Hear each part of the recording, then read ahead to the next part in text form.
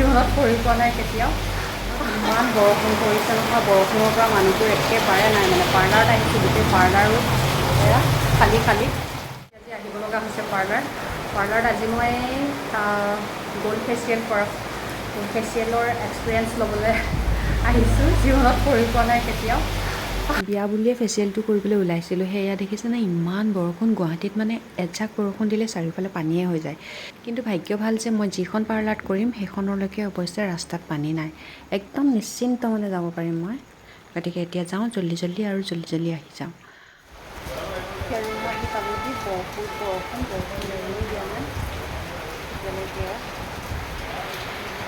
এতিয়া গধূলি হ'বলৈ হ'ল, গতিকে মই গা পা ধুই বেগত কাপোৰ ভৰাব লৈছোঁ। আমাৰ অসমীয়া নিয়ম মতে বোলে বেগত কাপোৰ ভৰোৱা আগতে মানে কইনাই তামোল পাণ এযোৰ এনেকৈ সজাই ল'ব লাগে।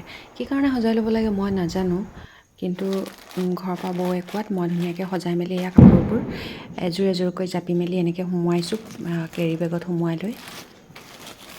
কাপোৰকেইযোৰ মই মোৰ সুবিধাৰ মতে উলিয়াব পৰাকৈ প্ৰত্যেকযোৰ কাপোৰে এটা কেৰি বেগত ভৰাই ল'লোঁ আৰু তাৰ লগত মিলাকৈ ব্লাউজ পেটিকোট সকলোবোৰ ৰেডি কৰি ধুনীয়াকৈ ভৰাই ল'লোঁ, যাতে মোৰ অসুবিধা নহয় অচিনাকি ঘৰখনত।